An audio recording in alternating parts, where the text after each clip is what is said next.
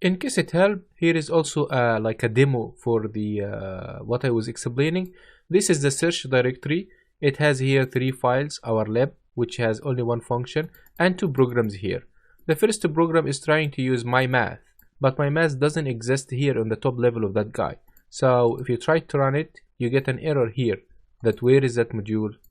Now on the other side, the program 2, if you try to append it to the begin or the end, the somewhere my code, which is a directory inside the directory. Now my math is visible as part of the big picture of what program 1 and the program 2 are seeing. So now if you try to run this guy, it's going to work very well. That's all. And creating module by itself is easy. Come here, file, new, Python, let's call it DDDD, and click enter.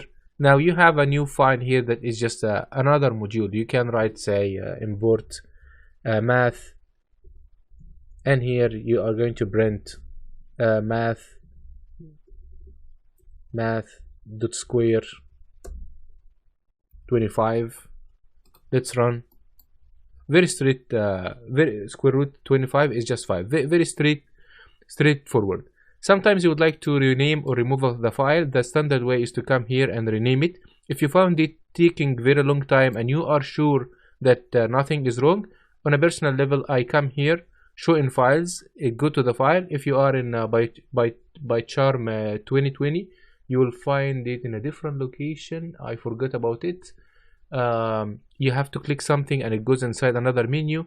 But anyway, both of them eventually go to the hard disk, so you can come here and rename or just move it. That's all.